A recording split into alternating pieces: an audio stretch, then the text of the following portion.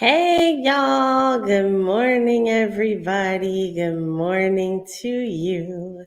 I am elated to have all of you here. You are here watching, viewing, streaming, participating in the Google Basic series for Black Multiverse Enterprises. And we are presenting our Skill Up program. And so we are really excited to have you watching with us today. We're going to be getting started here very shortly. And we just want to encourage everyone to, no matter where you are, to take a minute, grab a piece of paper or your favorite laptop or your tablet or other device that you're going to write something down on, and make sure that you have a way to take some notes so that you can help to prepare and prep for an interview, as well as improvements with your resumes. That's what we're talking about today. So we're going to go to a few of our other sponsors, and then we will be getting started shortly.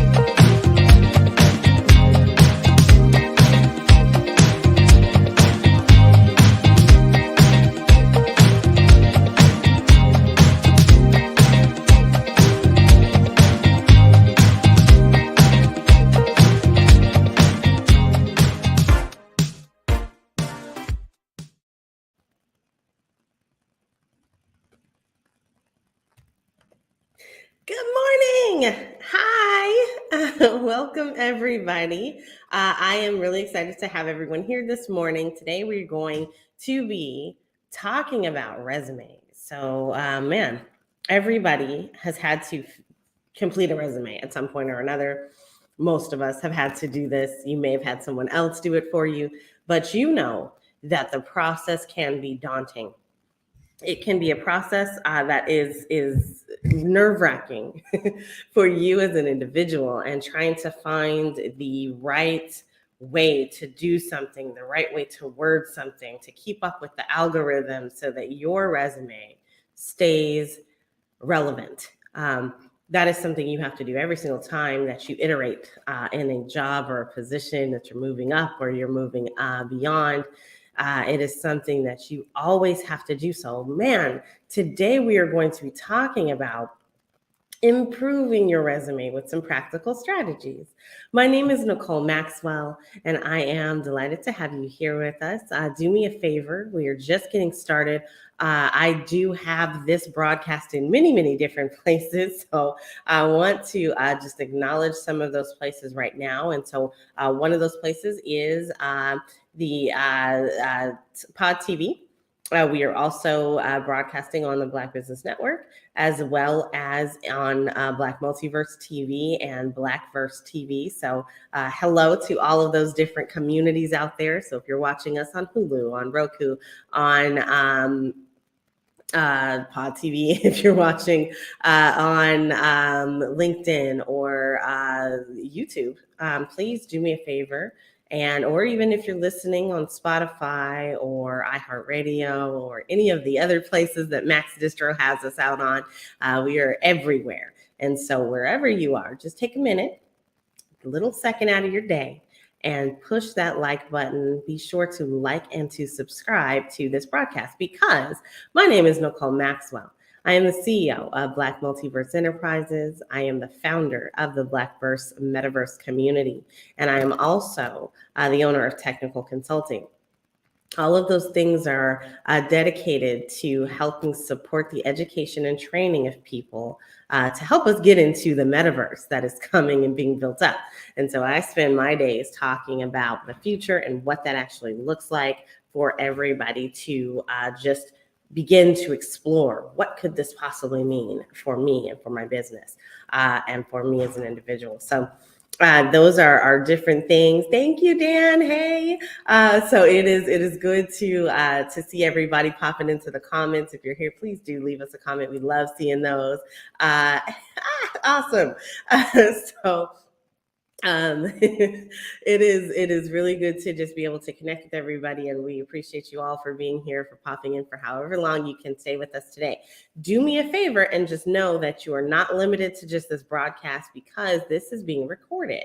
So we want you to watch us live. We want you to participate if you're in our Google Meet, which is going to be starting here shortly. If you're in the Google Meet, or if you are watching us in any one of those other areas, please know that you are able to tap into us in many different ways, but you're also going to be able to watch this on Black Multiverse TV. So if you go to blackmultiverse.live, you will be able to tap in to the actual broadcast there. So you're going to be able to do all of those things and make sure that you are up and running with us. So thank you guys for being here. Thank you for tapping in. All right, let's get started. Thank you. All right, so be sure that if you have questions as we're going through things, to go ahead and pop them into the chat. We're going to go ahead and get started. And so let me just present our slide deck here for you. All right. Okay, so again, my name is Nicole Maxwell. Black Multiverse is a proud gold level, high impact partner with Grow with Google. And so we have partnered up with Google to bring education to the community. This is what we are calling a skill up program. Ever since the end of September, we have been providing different sessions every Tuesday and every Thursday from 10 a.m. to noon. And we carve out this time to allow people to join us in a variety of different ways, as well as to be able to tap into the training and just get, kind of either a refresher or some new information that they may not have known before. And so in all of those different things, we are definitely excited to have everyone here as well. So with that being said, I'm sorry, I'm trying to get our Discord started. All right. So, all right, with that being said, let's go ahead and get through this. All right, so today we're going to be talking about how to improve your resume strategies and turn them into practical strategies that are winning. So let's talk about what we're going to go over today. So first of all, we're going to have a quick glance at our resume and evaluations. How does that process actually work? So ATS is called the Applicant Tracking System. It's usually that kind of first, it's really a parsing engine, but it takes your resume and it looks at that resume and helps to decide whether or not you're a viable candidate and if you should be sent on to an actual human resources manager to review. From there, you're going to learn some interesting strategies to help you improve your resume. And of course, we're going to give you some resources. All right. So we're going to dive into 4 strategies that help you make your resume better. That's going to be everything from professional formatting to highlighting your skills and your accomplishments, and then being able to cite specific examples and some measurable details, things that you're going to be able to do to tailor your resume to your job search without going crazy, right? For each strategy, we're going to practice editing your resume. So I'm going to share some digital tips that'll help you to make your resume writing a bit easier, right? At the outset of this session, you're going to be ready to create your own resume or possibly even apply these resume strategies to an existing resume, right? So you're going to be able to go, right? That's what we want. All right, so think about it. How much time do you take thinking about what an employer sees on your resume? When you think about the purpose of a resume, how much time do you think your employer is going to be spending looking at it? Some experts say 5 minutes, others say 10 minutes, some say 30 minutes, but That's because you're on this side of it. So you know that you've taken this time and you've created this resume and you assume that people are going to read it. But guess what? Most recruiters and most employers spend 6 to 10 seconds, not minutes, looking at your resume. The goal of a resume is to showcase your skills and your accomplishments that you have. It's to make your employer want to give you a call, right? Like we all want to get that interview. You want to convince them that you're a good fit for the job, something that you're applying for. And you don't need to know everything that they don't need to know, everything that you've ever done in life, right? But they do need to know that you can accomplish what they need you to accomplish. So I am in a great position right now. Black Multiverse is hiring. And so this definitely rings true. So as we're going through today's presentation, I'm going to tell you a little bit about my experience so far with trying to fill some of the roles that we have open. And so I have 10 positions open. First of all, for anybody who's listening to this, we have at least 10 positions open. We're going to have even more at the beginning of the year. So I am hiring, and I will tell you that 10-second rule, it's the real deal. First of all, you took time to apply, but so did everybody else. Right now, there are so many tools out here that people are using that get their resumes through the door very, very fast. But that means that my inbox just fills up and up and up and up and up. I opened up a position, our inside sales position. And that within 24 hours, I had over 130 applicants. And so when you think about that and you think about the fact that this isn't my full-time thing, like, so hiring is not a full-time job for me. I'm not a staffing recruiter. I still have other things that I'm doing, right? So I literally had to carve out an hour to go through that. So if you think about that, then that literally means I didn't have a lot of time to spend on resumes, or to review resumes. Plus, I had to then go off and actually contact people, the ones that I was interested in, to set up that interview. So think about the process, not from your perspective, but from the other side of it. How can you make your resume stand out, right? All right, so here we go. Even before the recruiter sees your resume, most companies are using what we call ATS. That is applicant tracking systems, and that sorts through your resume. Okay, so in general, it's a type of software that goes through the resume and selects which ones it can pass on to the human. So it's technology that is acting in place of an actual position, technically speaking, because back in the day, there was someone who actually did this role. ATS is extremely helpful, I'm not gonna lie, but it helps to streamline the process, and it allows them to quickly track and review and identify candidates. What this means, though, for you as a candidate is that if you want a recruiter to ever see your resume, it has to make it through an ATS screen, okay? ATS systems cannot look at a resume and be thoughtful. It cannot look at a resume and say, oh, there's something more here. It can't look at a resume and say there's even a disability at work inside of this resume. It has to be objective, and it has to send off the resumes that meet the criteria that the recruiter supplied, okay? So they might wind up eliminating resumes if it's something due to formatting or to other issues that can help them, help the tracker read the resume. It's unfortunate because I know that I've been the victim of this, but I've also been on the other side of this. So I designed a system that actually did this. So I have a lot of input to help with this actual process and what it kind of looks like. These are really true, true tips. And I mean, it's very relevant. This is what's happening to your resume. So we have a lot of considerations when we're thinking about the resume. Here's a few tips that'll help your resume to make it through an ATS reader. All right. So look at the image on the right, the green one. It's very green. You're going to want to make sure that you're using the right file type. Okay. So when you're thinking of these file types, docs, DOCX is what I'm saying, DOCX, or a PDF file.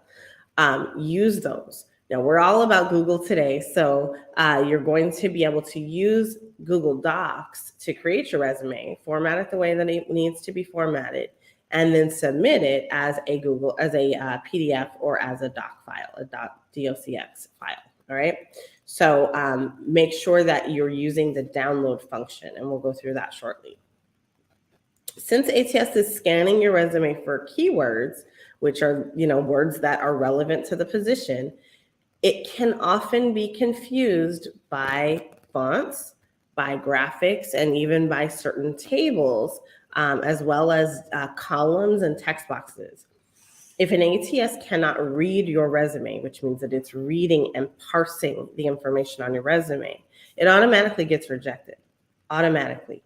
So keep your formatting extremely simple, right? Keep your formatting simple. And then you're going to want to, we'll be showing you some of the templates that we have that work really, really well with ATS systems. Side note, because I'm in the DMV area, there are also templates that work really, really well with government jobs because those ATS readers are a little bit different. The functionality is the same, but they're looking for different things. The technology that I developed is actually in use in the government contracting and proposal process. In that process, just so you guys know, inside of that process, when you're bidding on a federal contract, there is something as a part of that, what we call a proposal. There's a volume inside of there called a resume volume. And so it takes all the resumes and puts them together and submits them on behalf of the company, because the company's saying, we're able to do this job and here's why. And so if you're an employee in one of those organizations, it's taking your information and putting it into a proposal, and that proposal's resume volume includes your resume. And there's some really great formats that work really, really well for government jobs. But even in those, so what I did was create a way for us to have an ATS type of reader for that actual function. So creating the resume volume. All right. So a little bit different, but it still works the same way. So it's things that you absolutely need to be aware of. Okay. All right. So keywords. The systems on the right are shown. Those are ATS readers. So the system shows ATS or job listings, so your keywords, I'm sorry. When the ATS detects that there are keywords in your resume, it's going to flag you as a qualified candidate. So as long as you have these words or words that are similar, it will flag you in the list, and you'll be shuffled off to be reviewed by the human. All right. You should adjust each resume to reflect the words that they're actually using in your job listing, because otherwise it's not a match. All right. Headers and footers. So in this recommendation, they're saying that ATS systems cannot read your headers and your footers very well. So make sure that you don't put any critical information, like that's the only place you have contact information. Don't do that. You want to make sure that your contact information is up at the top where it's always at. Now that you understand how an ATS works, you're going to be able to make choices that help to ensure your resume is going to get through the ATS tracking system and also in front of a human reader. Now, for the rest of the workshop, we're going to be focusing on how to impress that recruiter. All right, so this challenge might take you a minute, but we're going to have like a really cool challenge right now. So let's start. Imagine that you are a hiring manager. You're looking for someone who's going to be filling a position. You know that what you're looking for, but you're busy and there's a million other things on your to-do list. So now you're trying to get through this large stack of resumes. Imagine you printed them out and you got lunch in 30 minutes. Okay. These resumes have already made it through the ATS. Now, we'll do an activity to help you get a sense of how resumes make a first impression. For this activity, make sure you have a pen and a paper nearby, or something digital to write your notes on, like a phone, or your little tablet. So we're going to take a look at a job description, and then we're going to give you 6 examples of resumes, and you're going to have about 7 seconds to look at each one and then process what you've seen. All right. So I'm going to try to flip through this as soon as I can. Right. All right. So I want you to write down one word that's going to describe the resume, and then I want you to decide with a quick yes or a no if you'd like to spend some more time on it. And then we'll move over to the next resume, okay? So you can write down your word, so that one word that you are walking away with on this resume, and then you're going to say yes or no, okay? So yes or no for each resume that we're about to review. All right. So here's the job description along with some of the skills that you might be looking for. All right, ready? So we seek a high performer to join our sales team. The successful candidate will be a responsible, motivated sales associate with proven experience. This person will manage the entire sales cycle, identifying sales needs, locating and expanding new markets, designing and delivering sales presentations, presiding over negotiations. To meet or exceed personal departmental goals, we will need an excellent customer service representative with an entrepreneurial worldview, business acumen, and professional sales philosophy. Okay, so let's keep this description in mind as we are reviewing the following resumes, okay? If you're looking at this on a smaller screen, go ahead and maximize or zoom in on the window so it's larger, if you can. If not, I'll try to read what we can see, right? If you're just taking a quick scan, identify whether or not you'd want to know more about the applicant. So just look at the resume and just say, give it that 10-second look and see what you come out with. You don't need to remember all the details about the job. In fact, when you're looking at the resumes really, really quickly, it'll help you mimic what those hiring managers are doing as they're working. So take a quick scan of the resume, jot down your first impressions. And the purpose of this is so that you can see what's happening on the other end. So you know what the actual, the recruiters are doing. So if you'd like to look at these resumes more closely, you can download them from our resources tab, and I'll give you all that information at the end. All right. All right. So number 1, this is Asha's resume. Write down a word or two about your impressions of this resume. So let me go look at it because I got to do this differently.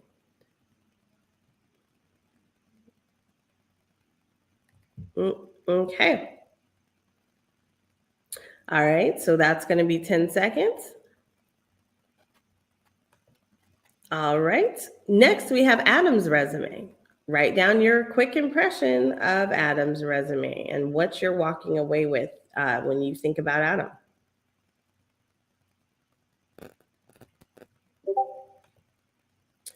Next up, we have Titus's resume. Write down your impressions.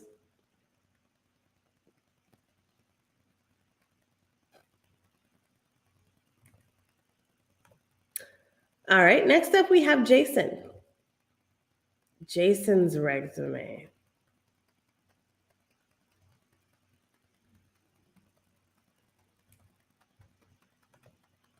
And Liana.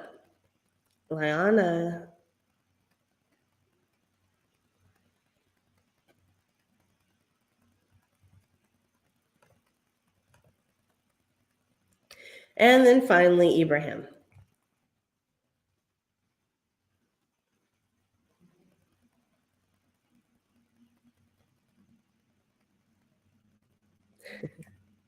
All right. Okay, so let's move on.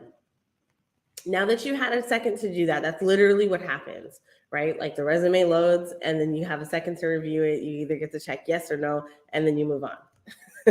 All right, so let's talk about strategies. All right, so now, while there's no one way to write a resume, and Lord knows we know that, there are many different resume styles and formats that might be appropriate, more appropriate than the other for the job that you're actually applying for. Today, we're going to be focusing on 4 key things that'll help you to strengthen your resume. First of all, we're going to choose a professional format. Then we're going to highlight your skills and your accomplishments. And then we're going to take it to specific examples and some measurable details. And then finally, you're going to tailor your resume to fit a specific job description. We'll return these sample resumes throughout the workshop, okay?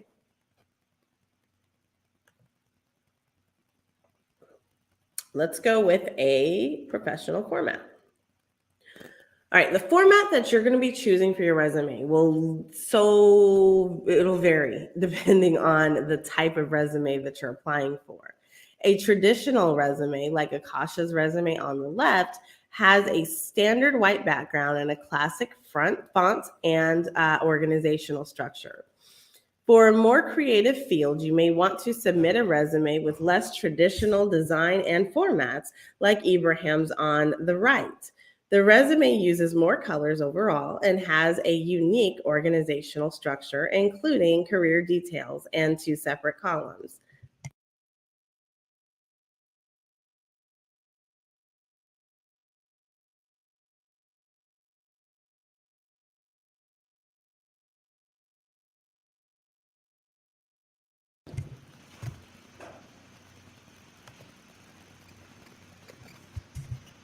All right, you guys. So we are going to take a quick break. And when we come back, we're going to be looking at the different formats that we have available to us to utilize for creating our resumes. All right. Stay tuned.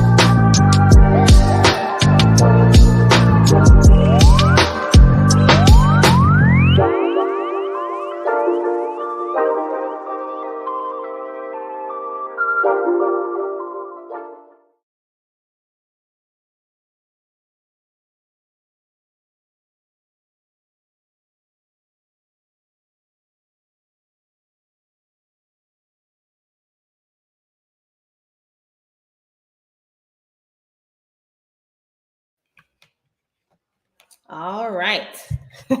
So we are back and we are looking at Ibrahim's resume. The format that you are choosing for your resumes is really super important. The resume that you are going to submit needs to be customized or tailored a little bit to the job that you're applying for. A traditional resume, like Asha's resume, which you're seeing on the left, has a standard white background and a classic font, as well as a traditional organization structure, right? For a more creative field, you might want to submit a resume with a less traditional design and a less traditional format. Something like Ibrahim's on the right. This resume is going to use more colors overall and has a unique organizational structure that includes career details in 2 separate columns.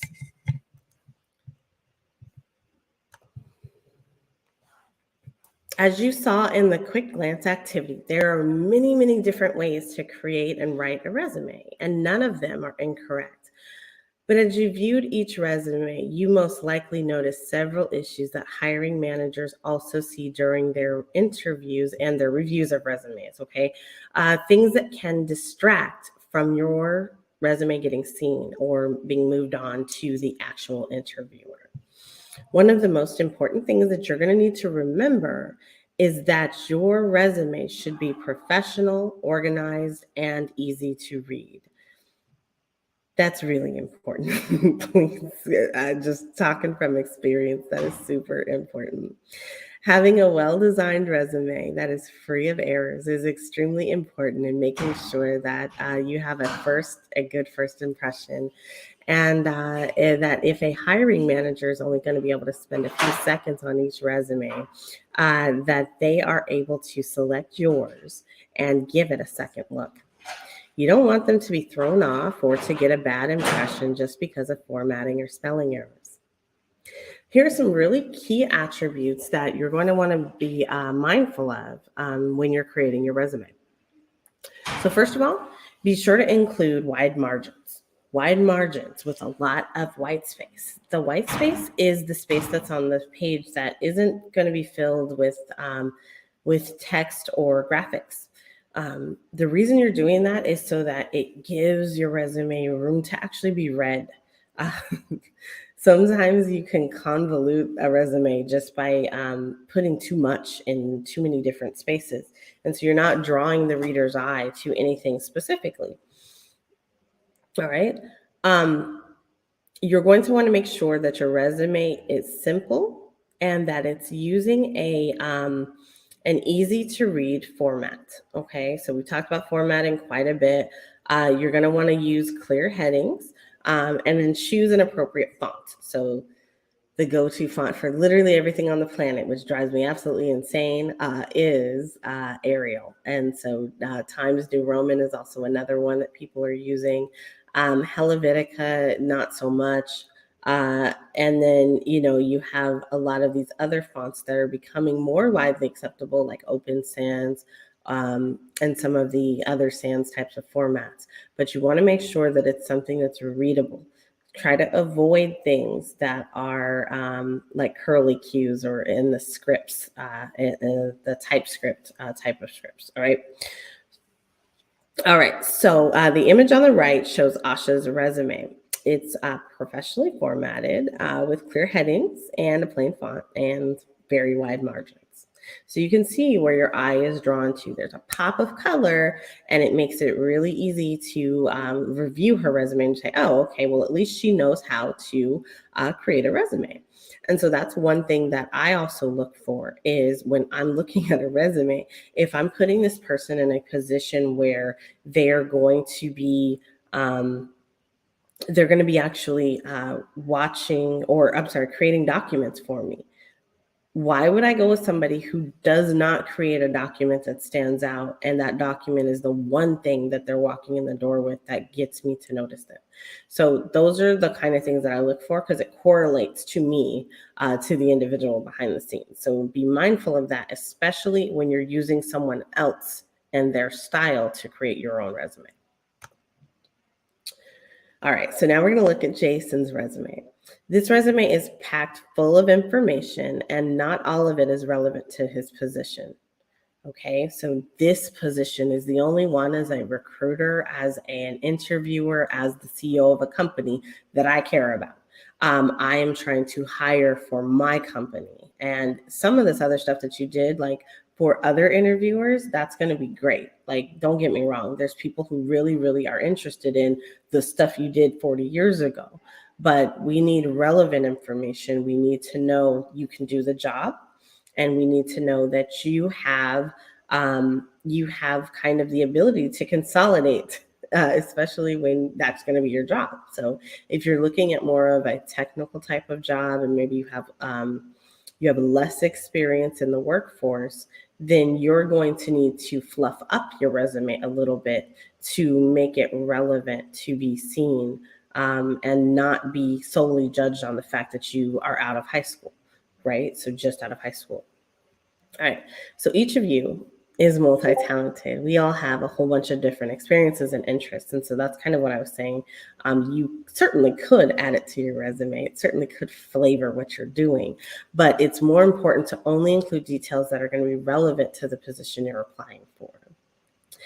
It's not necessary to include additional links to social media profiles or websites, with some exceptions.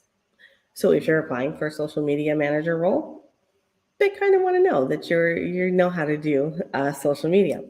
If you are a designer or a writer or an artist or something that involves you being an influencer, and that is the way that it correlates to the job, then those social media links will need to be added. I want to give you a note of caution, though, because once you give someone your social media link, you're inviting them to actually go check it out.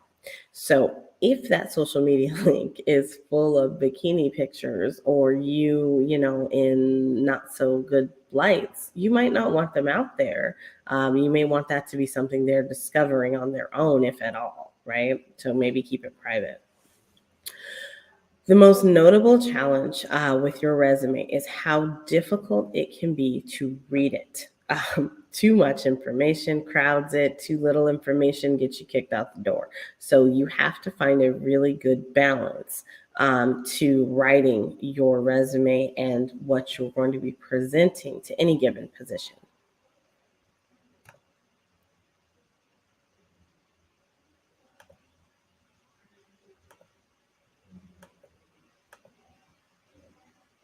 All right. Okay. Now on Adam's resume, this resume is too sparse. Okay, so wait a minute. Hold on. Yeah. So those kinds of things exist on Jason's resume. We called those out. Now, on Adam's resume, he's got not enough information here. There's way too much white space, and the emptiness that happens to be on this page could give the experience that, or the impression that he doesn't have the experience to do the job, right? So unless this is an entry-level position and anybody could do this, we may want to have some more information. Adam's resume doesn't include details about the responsibilities or his accomplishments at the other job. It's leaving too much to be discovered, right? Like, I don't have enough information to make a decision, and neither does an ATS reader. Don't assume that the employer who's reading your resume will know exactly what you did at each job just because you had a certain job title. You don't want to miss an opportunity to highlight your successful projects or your expanded responsibilities or your measurable accomplishments. Sometimes your work experience, it isn't the only area of your resume where you're going to be able to showcase your accomplishments. You can get really creative. So think about your certifications, of course. Think about your awards, any volunteer work that you've done, part-time jobs, continuing education classes, things that make you more qualified than someone else. Put those on your resume, especially if you don't have a lot of other information to add in terms of experience. All right, so Titus's resume, you may have found it a little distracting. And depending on your industry, it might be. For those of you who are like me, this resume stood out because I instantly resonated with it. It was like, oh, there's green here. He likes the color green. That's cool. To me, that would have been a plus. But for other jobs, other roles, it is definitely not. If you happen to get with a hiring manager or recruiter who is more inclined to be a little bit more old school, they don't want to see colors. They don't want to see too many fonts. They want your name to be bolded, and that's about it, right? So you have to really maybe do your research on the organization and find out who's who behind the scenes if you can, and kind of what their likes and dislikes are.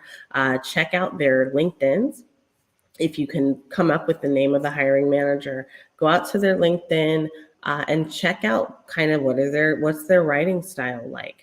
Maybe that's a good indication for how they're going to be able to support and fulfill a role. But if they're doing it in teams, my old position when I was director of professional services, we did everything when it came to hiring as a team. Like I would get to select the people I wanted to see, but then like 3 people would interview that same person. And it was so that we had a good fit for the organization and that we all had approval of anybody that was coming in. We were very small. So there's different ways of doing things at different organizations. I can tell you firsthand that I got so many complaints about people not liking that process. But at the end of the day, it doesn't matter. You asked us for a job, that kind of thing. So be mindful that you're going to go through these different experiences for sure. Depending on your geographic location and the type of job you're applying to, whether or not you put a photo on your resume may or may not be a standard practice. Some parts of South Asia, South America, Asia, Africa, Europe, they all require that you have a photo on the resume. However, if you were applying for a job in, the U.S., depending on the industry, that might not have been a good idea. Especially, given certain tensions, whether they're political, and then the type of picture that you put up there, that definitely is going to have an impact. So even if you are putting a picture, make sure that that picture is obviously professional.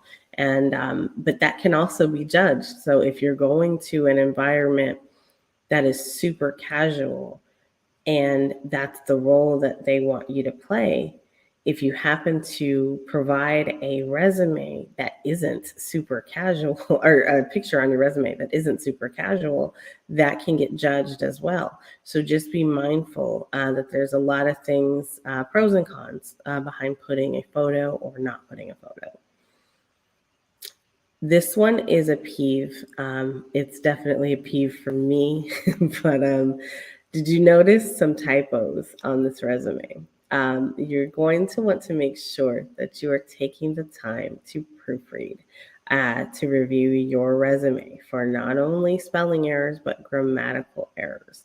I have a gentleman in my realm, and he writes for a living. He's a writer, but he writes in this specific format that drives me absolutely batty. And if I were getting a resume from him, I would kick it out immediately because I know how he would format it. So think about those kinds of things and make sure that you're standard, but that you also stand out, right? So make sure that you are preventing errors and things on your resume. There's a lot of tools that can help you with this. Google has them built in. Anytime that you have a resume or any document that has some spelling errors on it, Google will highlight them for you. But it's up to you to make sure that those resumes, that those errors are corrected. Now, let me give you another tip that we're not going to talk about. So let's say that you actually had some spelling errors and you did not resolve those, but then you submitted that resume to the system. And let's say that you did a document. So you did the doc.x format, so Word format, right? When I open that resume, it does the same thing. So I'm going to see all the errors that you left there. And I instantly know that you left them there. So Clean up your errors. Make sure that you turn on spell check if it's not on. Use additional tools if you need to. But it is definitely in your benefit to do that and to just think about the process that's happening after that resume is received. All right. Now, Ibrahim. Ibrahim's resume reflects his background, and it's his background because he is a graphic and web designer. It is a clear and clean layout with a whole lot of blank space. And it looks good. There's a few things about this that I personally don't like, but we're going to talk about those, right? So you saw an example of a photo on a resume a couple slides ago, and we talked about that it lacked a little bit of professionalism. Ibrahim's photo is professional, but it's not necessarily required for this type of job. I would say, like for me, I don't mind the photo being there, but I would rather a headshot, like something that's from the head up, than to have this long photo with him kind of oddly in the frame, right? The other thing that I would say is that the photo of him is actually too dark for the document that it's inside of. So there's a lot of little critiques that I would be giving this one. And so that would make me ask, visually speaking, like, you're a graphic designer, why didn't you catch that? All right, so those are the kind of things that I would be looking at. Now, while Ibrahim's resume is super easy to read, there's some obvious typos and errors. So it seems that this is a pre-formatted template that he created his resume from, except he forgot to go back and fill it in. So, there are great resume templates out there. Google has some. We'll go through those in a minute. But when you get a template, you gotta be sure to fill it in with your own info. So this one would get tossed out because I instantly recognize lorem ipsum as filler for websites and website design. Now, he might have thought that this was a good way to show that he knows how to fill in text. Maybe that's what this was. I don't know. But when I see it, I see somebody who cheated and, he used somebody else's template to get him going and forgot to fill it out. So that's a couple of different ways to look at what I'm seeing that I'm just making judgments on and have a real idea of what happened. But this is how the resume process goes and the resume review process. All right. Make sure that you are double and triple checking your resume for any errors. Better still, get a friend to review your resume. Sometimes it can be an interesting time when other people review your resume, but they can help you to make it better. So make that happen.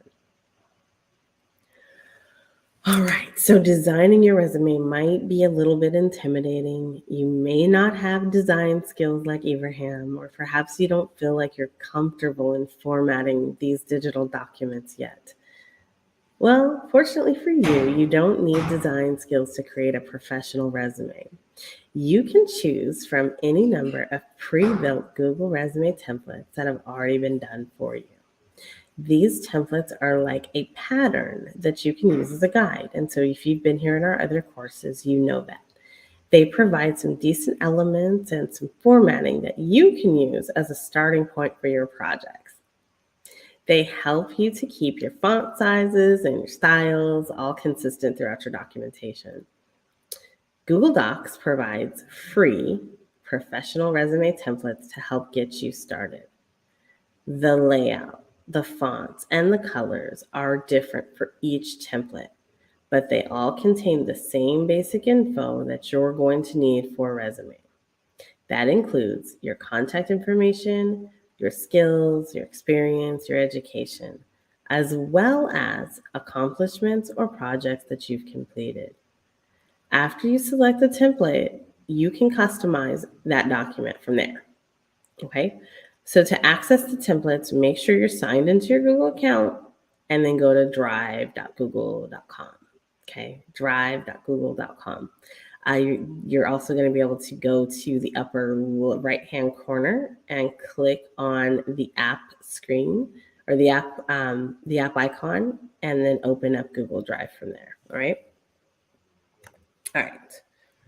So once we're in the Drive, so you've logged in and you're here. So just quick tip, if you're watching this, you're going to be able to pause. If you're with us live, you're not able to pause, but that's okay. Just keep going. Take your time and sign in. You're going to sign into your Google account. If you do not already have a Google account, stop this video and go create one. Okay, so you're going to be able to open that up. Once you're in the Drive, you're going to click on New up at the top, and then click Google Docs, and then click that little arrow to the right, and it'll open up another menu that lets you choose a template.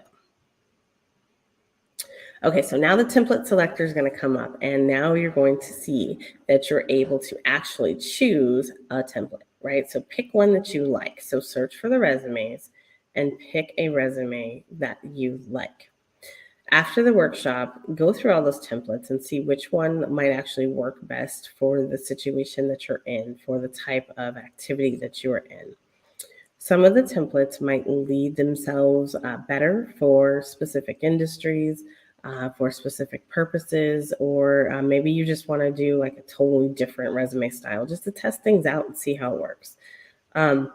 We won't go into each one of these today, but please do make sure that you go out and explore these templates. And if you have a resume, it's going to need to have at least the following fields. So first of all, your name. Gotta have your name. You're going to want to make sure your education's in there, your contact information's on there, your skills, and also your work experience.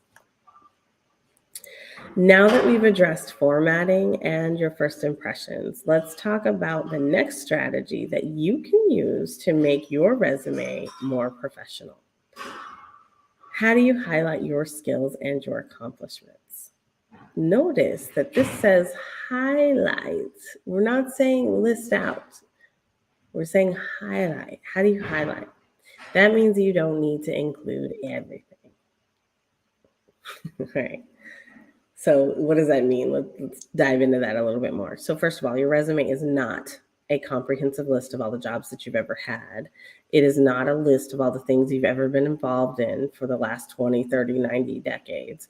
Your goal is to showcase your skills and your accomplishments, the things that you have that will make the employer want to call you for an interview. You can convince them that you're a good fit based on the information you put on this resume. They don't need to know everything that you've ever done in order for you to have accomplished that. Hiring managers absolutely do need to see your skills and your accomplishments that are most relevant to the job that you're applying for. They'll likely know what the most recent experience you have. They'll want to know what that is, so make sure that it's first. Don't be afraid to eliminate jobs from your resume that are not relevant to the one that you're applying for. Your work experience list does not need to be exhaustive. It needs to highlight your skills and your accomplishments that you have that are relevant to the job you're applying for. But I'm going to give you a note on that. So we're going to talk about this in a second, but you want to make sure that if you're removing jobs, like you at least account for them in some kind of way. Because if you don't account for them, it looks like you have like this big, huge gap in your resume. If you've done other activities like part-time jobs or volunteer jobs, anything that's closely related to the job that you're applying for, and you've used that information would be useful, put it on there. Make sure that it's there. If you're starting a new career and perhaps you haven't worked in this field before, examine all the job experience that you do have and see how you can correlate it. What's your why? Why are you applying for this job? And then go from there. Like, oh, well, I was a healthcare coordinator, and then, I started doing, medical records. And after that, I saw how databases work. And eventually I became a SQL developer. So now I want to put my skills together to be a SQL developer. Tell that story in chronological order on your resume. All right. Okay, so take a minute. Let's practice. We're going to decide which opportunities you want to include on your resume and which ones you should not. Okay. Imagine you're going to be applying for a sales representative position that we talked about earlier. Think way back because that was a long time ago. Think about the work experience that you have. We're going to say that your work experience is over on the left. And you've been a waiter or someone on the wait staff. You've been a cashier. You've been a volunteer. You've had bank teller experience, perhaps some babysitting, and some freelance blogging. Now take a few minutes and think about each of these positions. In the comment box, tell me which jobs you would include, why or why not. Better yet, just tell me which ones you would not include and why. If you were working, it might be helpful to consider which special projects or measurable details you might include from those positions to show that that past experience is relevant to the job you're applying for. Okay, so if you guys did that, let me check here really, really quickly. Hey, oh, wow. Okay, so we've got some great comments, and we are going to keep on going. You guys, thank you for being here, and thank you for looking out. And then think about, we're going to go through the list. So which jobs would you have included, and which ones did you leave off? Your thoughts might be different than what's listed here, and that's all right because everybody's different. We all have different perspectives, and we're all going for different job objectives. So let's talk about some of the skills that we would have pulled from each of these positions, and then let's talk about how we would include them on your resume for the sales representative position. For wait staff or for a waiter or waitress, you would have been tasked with upselling the customers that you were waiting on. You would have learned how to handle stressful situations, and you'd be able to tell them everything about the add-ons or dessert menu that would suggest specific accompaniments to their meals. So those are all upsell activities. So you got to figure out a fun way to sell what you're doing to make it relevant to what you want to do, right? So as a cashier, you engaged with customers for a majority of your workday. And that's important. So you're a people person, and now I know that. Perhaps you raised funds as a part of your volunteer work. This experience might be viewed to that of a salesperson, right? A sales representative. As a teller, you may have had to learn details of every product or every bank or every service that the bank offered. This is technically a skill. So you were able to know your catalog of services and be able to suggest them. That's called suggestive selling. A babysitting job shows responsibility, and it also shows that you're a good multitasker. It also shows that you know how to handle children. And so perhaps that's a skill needed in the environment you're going to be selling with. Freelance blogging work is something that you've required that you negotiate rates for your work. And then those kind of negotiation skills, like that's super important in any kind of sales role. I'm telling you. All right. So what you should or should not include in your resume is entirely subjective. Some people may have chosen to include babysitting. Others just thought it didn't apply. This all depends on you and the skills that you have, as well as the ones that you want to showcase. How good you are at doing that is going to mean the difference between getting an interview and not. If you decide not to include some of those jobs or experiences, you could save them and mention them at an interview, or even if you do a cover letter. I can tell you that I've had one cover letter out of the 700 or so different candidates that I've reviewed for some of these positions. If you can make a connection to the job you're applying for, or you just might leave them out entirely if you can't, okay? The main point of this exercise is to show that you can choose to include or exclude any of them. You don't have to do either or. What is key is that you describe the position and you show the skills that you have acquired from that position that are relevant to what you want to do. Any of these can be included in that sales representative's resume. If you highlight applicable skills like responsibility, punctuality, customer service, professional attitude, and dependable attendance, you can score that interview. Any of them could have been excluded, though. So if you've been in the workforce for a long time, you may not need to make transitions like that. You might have more professional work that's going to cover everything that you wanted to do. And you don't need to mention experiences like babysitting because you've got the professional background to back it up. All right, so what about gaps? Let's talk about gaps in your resume. So it happens, right? Many people have to take time off of work for any variety of reasons, including caring for loved ones or furthering their own education. Perhaps it was, due to the economy, they lost work, or they were transitioning from one to another. They wanted to go to school, they had a family. If you have a gap in your work history for any reason, whether it's months or years, you may be able to highlight the education or volunteer work that you did during that time. You can also describe the experience and the skills that you acquired during that time. So what did you do? Okay. If you managed a household, you learned skills. If you learned a new language because you were out touring the world, you did that and you toured the world. You're exposed to different cultures and different ways of doing things. So that's a leg up if you think about it. Anything else may show your growth in the time that you were off, right? Another possibility is to use something that's called a functional resume. So a functional resume is like the one that we're seeing here.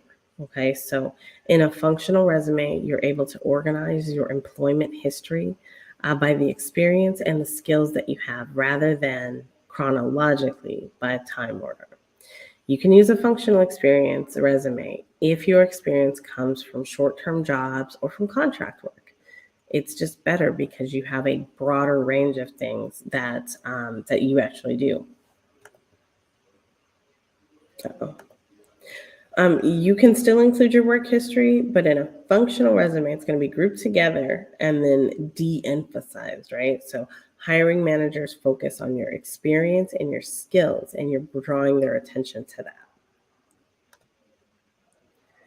Now listen, no matter what format of resume you're choosing, you should include your continuing education training, any certifications that you've acquired, any additional coursework that you took on as a part of higher learning or earning that certificate online, workshops like this one.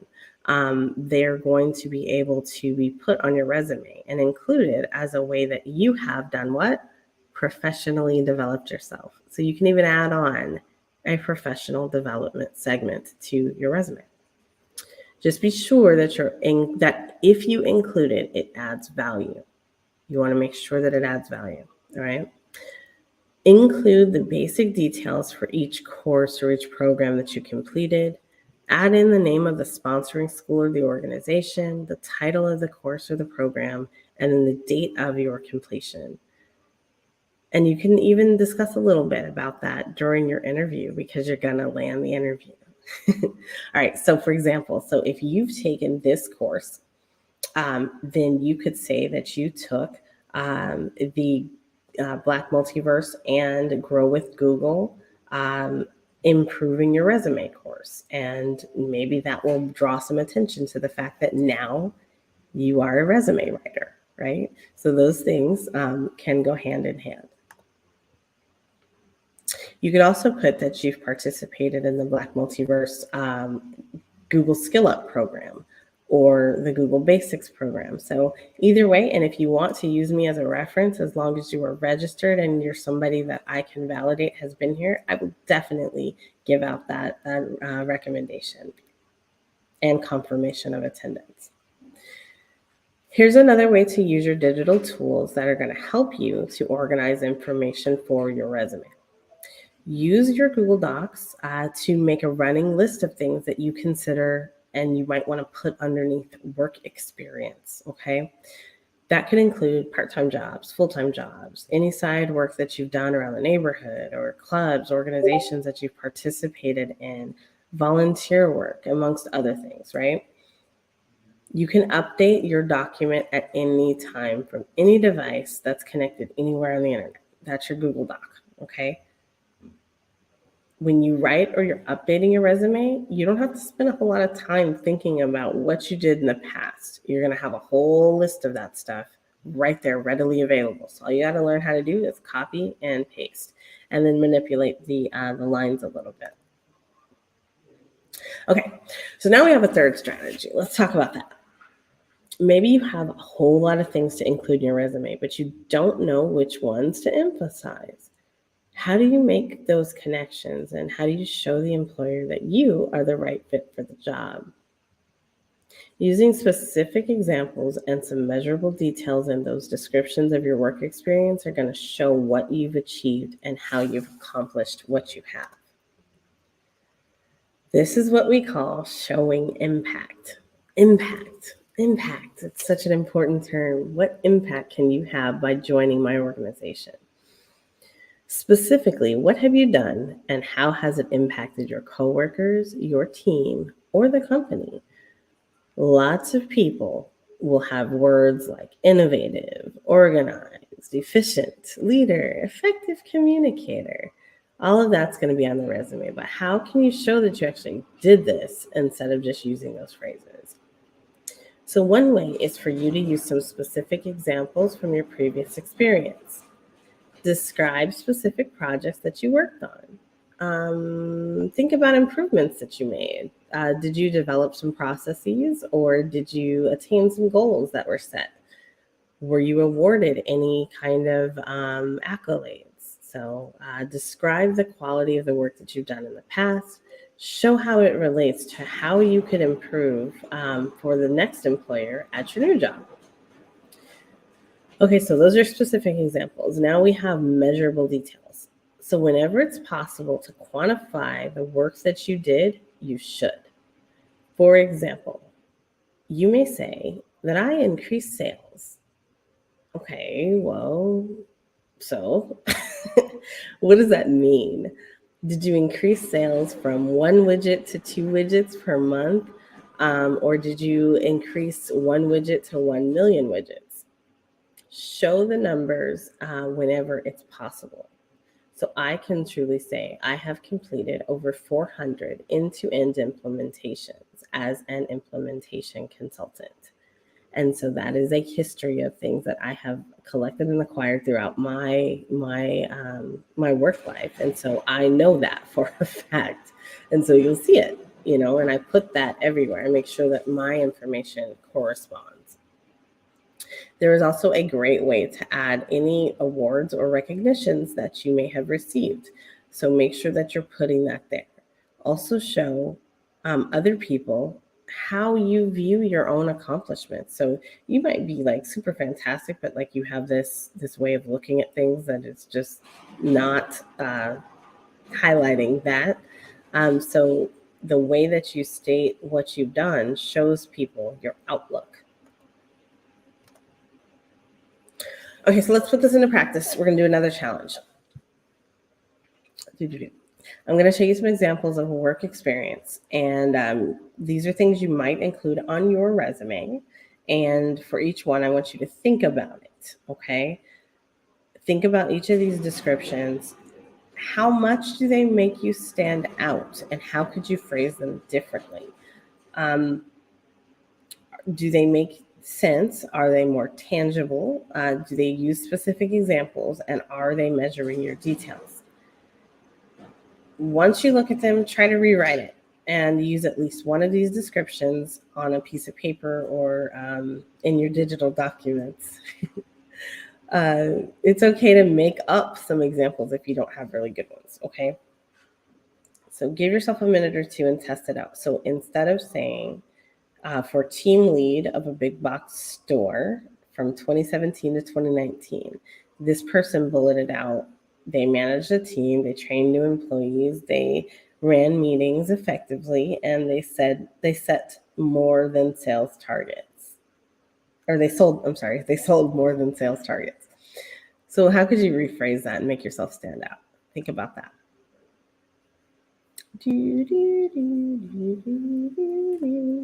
All right. Okay, let's go on. Okay, so this is just one example of what your resume might look like once you've added those measurable details, right? So instead of you managed a team, you get really specific. I managed a team of 8 employees from new hires to 15-year company members. You might say that you trained 15 employees in 2 years. Alternatively, you could specify that you ran weekly team meetings and maybe perhaps 20 people attended regularly. You can be specific about the sales targets that you exceeded, and you could say that you exceeded them by 0.5%. But note that when you're using numbers, you got to make sure that they're right? So first of all, if there's verifiable information about that, you don't want to get caught saying the wrong thing.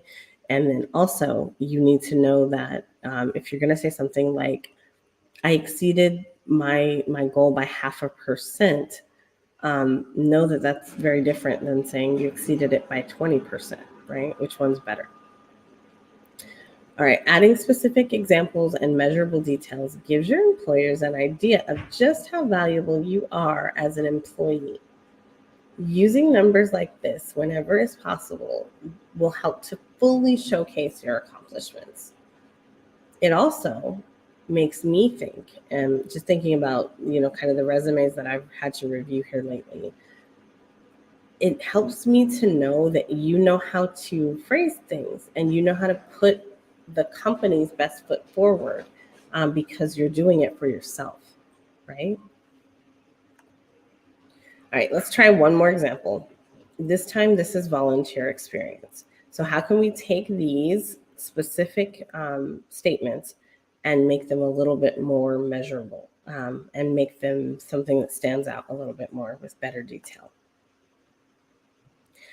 So instead of saying that we served meals to shelter residents and that we organized holiday events, we could say that we served meals to over 200 shelter residents every other week for 6 months, and that we worked with the director to coordinate the holiday party, as well as obtained more than $2,000 to fund the party, etc. So those are ways that you can get really, really specific and provide an extra level of detail and information to help someone make a decision about you. Just another side note on this, because we're not going to go over it. When I'm looking at this kind of stuff, I also have my big picture in mind. So I am the CEO of a company. I'm looking for people to help me build out what I'm building, right? And so that's what my staff is going to be. They're people who are helping me to build and expand the vision. When I'm thinking about or I'm reviewing resumes for a specific position, if I see something that jumps off the page at me as a good fit for something else, I schedule that person for an interview, because they may come in to this position that I have open right now, but in my mind, I've already got them into another position where they're fulfilling a need that I know I have in the organization, but maybe I'm not to that point in my roadmap, or maybe I'm just not, I'm kind of testing it out, there's all sorts of different ways that this can go right for you if you do this the right way. All right, so let's look at transferable skills. Well, what does that mean? All my skills are transferable. They go with me, right? No. Uh, you can apply some specific examples and measurable details to a resume if you're shifting your career path within your industry, right? So if you're starting something totally new, which so many people are doing, you're pivoting. That's what we call transferable skills. So what skills can you take with you that are relevant to what you're doing and where you've come from, right? Organization and communication and problem solving. These are all skills that are going to be necessary in pretty much everything you do. In your resume, you can make a case that even if you haven't worked in the industry before, you may have already developed these skills. And so you're not somebody that's coming in at the entry level point, even though you're just switching gears to this industry. So let's say that you decide to pursue a career in IT. So you're a support technician, right? We got positions for that too. So you're a support technician. Maybe you have experience working in a service industry for a beauty salon. Well, wait a minute. IT and beauty salon, that ain't the same thing. Or is it?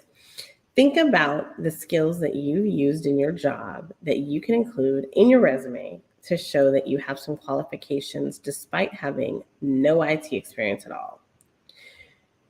You had to manage your daily tasks, which show that you can plan and you can organize a schedule.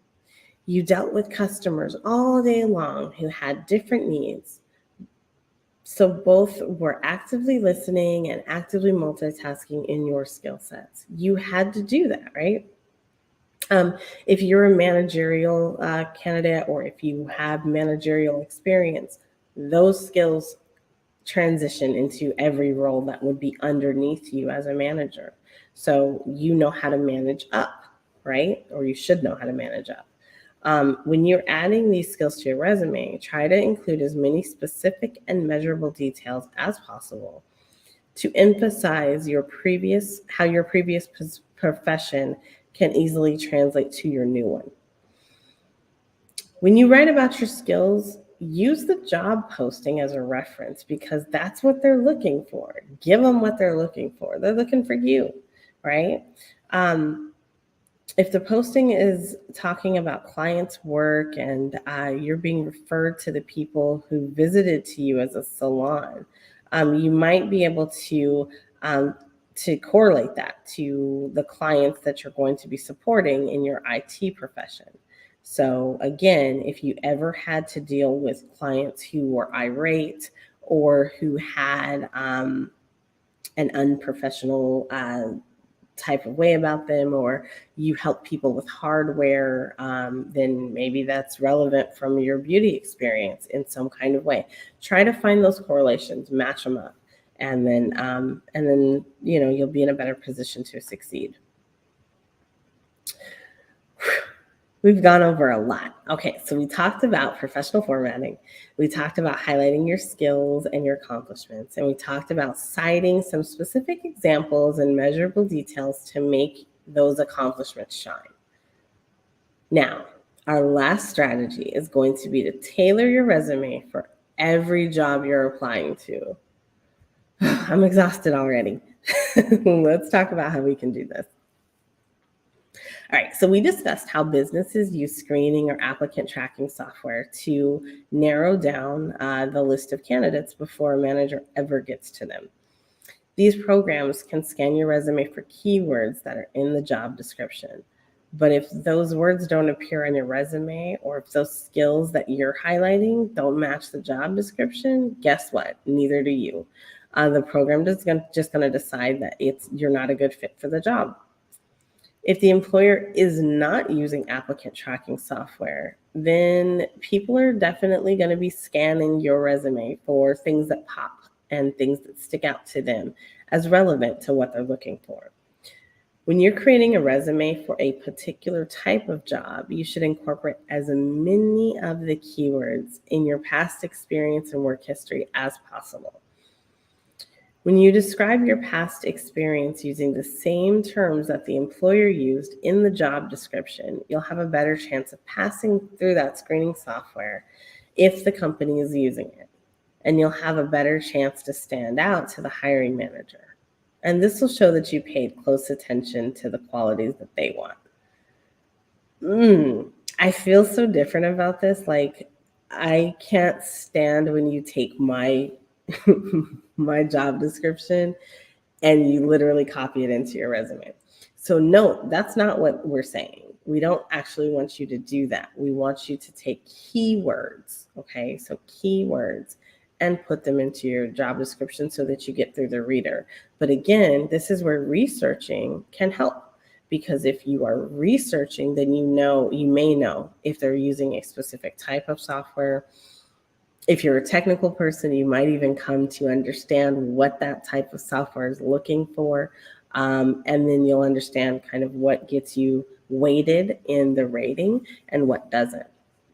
There's no way you're going to be able to pinpoint this all the way around, but you can definitely get yourself in the door. All right, pay close attention to action verbs that are used in the job description. What are you actually going to be doing if you get the job? So make sure you actually want the job, first of all, before you apply for it, because, it's definitely a thing and you may be able to get a job, but you might not want to have it. And then you're just wasting your time and you're wasting everybody else's time too. So you don't want to do that. So make sure that you're able that you want the job first. All right. So look at the characteristics that are here. What stands out to you in this job description? Think about the words that you would select to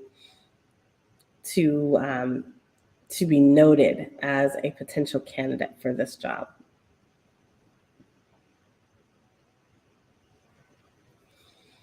All right, so now we're going to do something cool. So now all the words that are highlighted are words that the ATS reader might pick up on.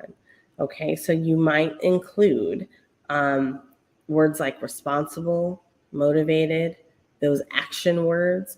For these, you're going to want to include specific experiences that can illustrate how you actually were using or performing those actions. Here's some words that you could use that will help get your resume in the door for this specific position. All right, so these action words that are in the job description can help you shape the list of skills that you have for each job, and then to add and include measurable activities from your past work experiences.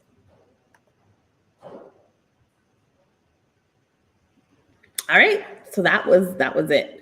So let's review. Today we were talking about how to improve your resume with some practical strategies and how to use some input from Google to help you shape your resume and to help you shape your job search. Let's review those strategies. All right, so number one, you're going to want to choose a professional format for your resume. You're looking for balance, and you're looking for a template. If you are using a template, you're looking for a template that is not going to get your resume kicked out. You're going to want something that has good formatting. You're going to want something that has good formatting. You're going to want something that is easy to read and has enough white space to allow your words to be seen and your resume to actually stand out. You're going to want to highlight your skills and your experience. Include only your most relevant and your recent experiences. Cite specific examples with measurable details. Clearly and completely explain your achievements and your skills rather than just mentioning them, okay? Finally, you want to tailor your resume to the job that you want. Use words from the job description to help impress your screening programs and your future employers. You can use these strategies as a checklist for revising your own resume, okay? Take a few minutes to think about what strategies seem the most useful to you.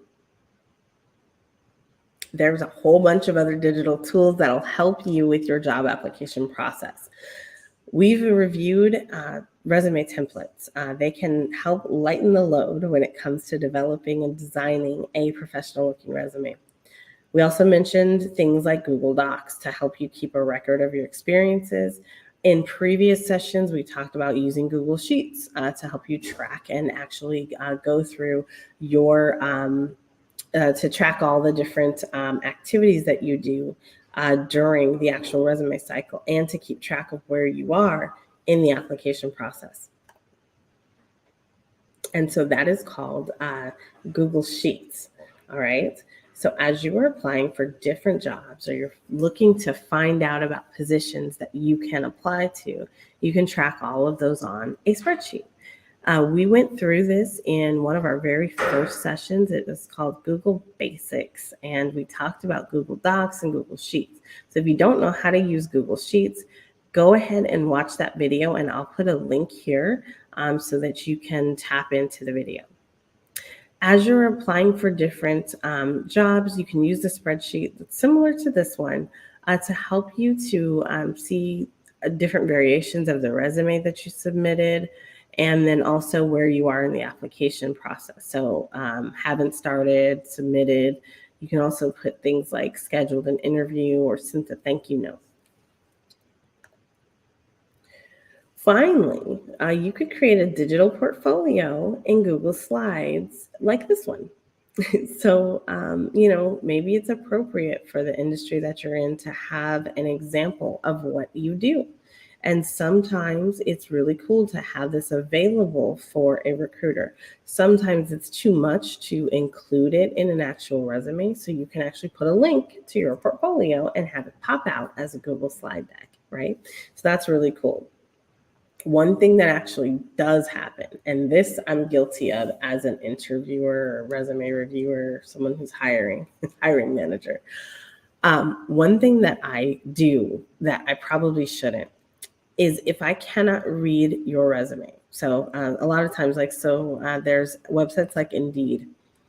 And if you have a resume and on Indeed, on the back end of Indeed, we can't see that resume, I do not download anything to my computer that I don't trust. And so I don't trust resumes that are out there in that format. So if your resume isn't in a typical format, like a PDF or a doc, the Indeed reader cannot read it. And so it forces you to download it. I don't download those. So that means that candidate does not get reviewed because I have no way of seeing what their actual resume is. So be mindful of things like that. Use the standard. Stop trying to be cool. Use the standards that are out there, especially when you're up against ATS readers and people who are cautious about the things that they're downloading. Okay. But you can always include a link to a Google Sheet, right? Or a Google Doc or something else. And then that recruiter can then decide if they want to take a deeper dive into you. One other thing that you're going to want to do is to set up a portfolio website. And you can do this anyway, but it's something that just shows who you are. And so if you have a link that they can actually go out to, those links to your portfolio can actually be added in there. And then again, that's a way to see like, oh, is this company really interested in me? They just downloaded this. And then maybe you add in a whole workflow or work routine behind the scenes that sends off a letter or follows up with them automatically. So that's a little bit more technical.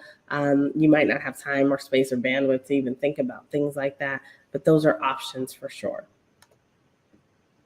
All right. Whew, we've covered a lot. So we talked about resume templates. We talked about digital tips and strategies for being more effective in your resume search. We reviewed how to move forward with some of the tips that we've given you. Now I'm going to show you what you can do next. So what's next? You're going to review the possible templates in your Google Docs. You're going to want to find one that works for you. Go ahead and update your current resume and find places that you can increase your value to your employer, add in the specific examples and then the measurable details. And then you're also going to want to create a list of experiences that you can use to tailor your resume for each one that you're sending off, okay? Now let's talk about resources as we wind down. So today's session is brought to you by Black Multiverse Enterprises together with Grow with Google. If you enjoyed these video sessions, I encourage you to subscribe to Black Multiverse. So first of all, go out to our YouTube and you can find us at youtube.com/at Black Multiverse and subscribe. You can also go to blackmultiverse.live and subscribe. Both of those are going to take you right on over to our YouTube page. But we do want you to also hang out with Google. So go over to youtube.com and do /grow with Google. Okay. That's going to take you to their Google site, and they publish a brand new video every Thursday, just like we do. So Black Multiverse is doing this every Tuesday and Thursday.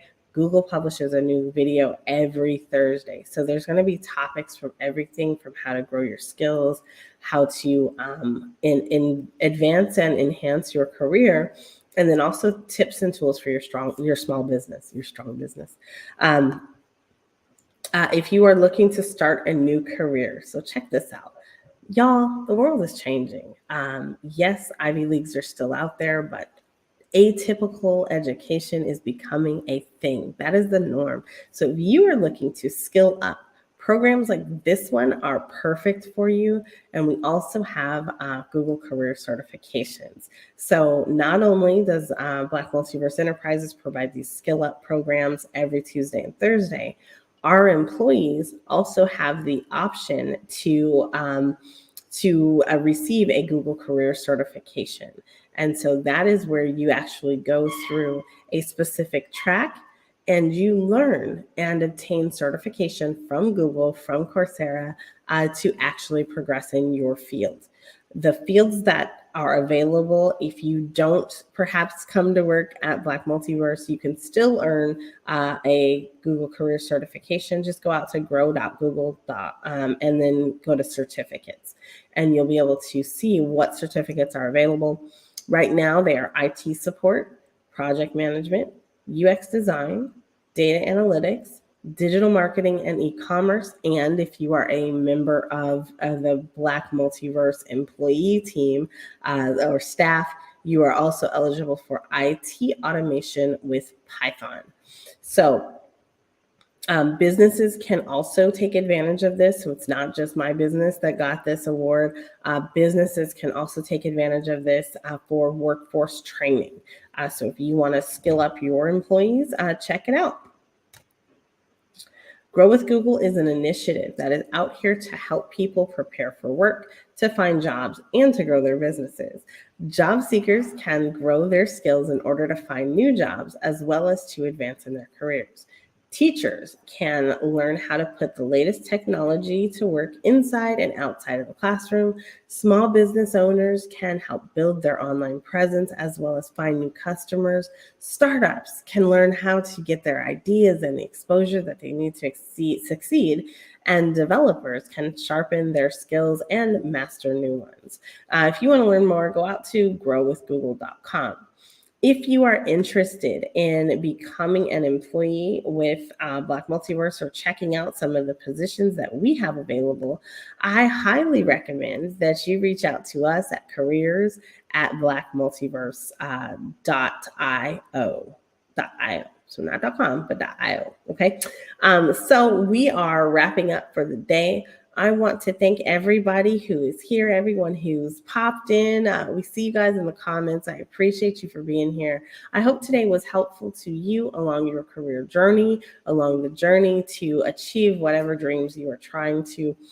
I am thankful for our networks and for everyone who is supporting us throughout this whole journey.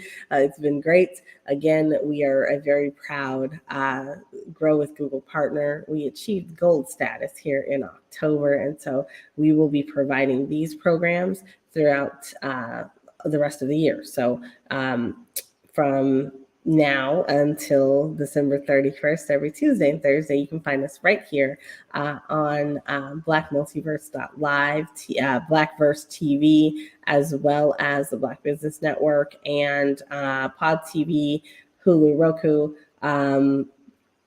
and any number of our other locations that we are distributed at, thanks to Max Distro. So you guys, we're gonna wrap it up here. I want to again say thank you to all of our sponsors. And speaking of education, man, one of our sponsors is the EE Testing Center out in Los Angeles. So if you are in Los Angeles and you need a proctored exam issued, if you need to take a Pearson exam, a VUE exam, please check in with the EE Testing Center and tell them Technical sent you. And so we are very grateful for their support as well. And so this is their logo. Please do tap into their phone number, which you will see on the next screen.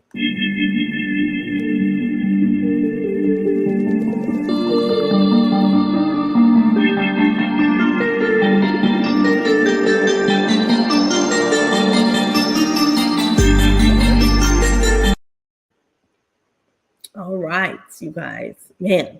So today has been great. I will see everyone back here on Tuesday at 10 a.m. Eastern Standard Time. I will see you once again on Clubhouse at 9:30 Eastern Standard Time. If you are looking to be notified of these courses as we're having them, please tap in with me. You can reach out. You can sign up at Black Multiverse /Skill Up. And that is going to be available to you to go ahead and sign up, and you'll get the emails from my team as they are sending them out every week. So we usually send those out on Sunday nights. Okay. So thank you to the Clubhouse family. I see y'all. It is good to have you guys here. And we're going to go ahead and close things out with a quick video, and then oh wait, one more word from our sponsors really quick, and then a quick video.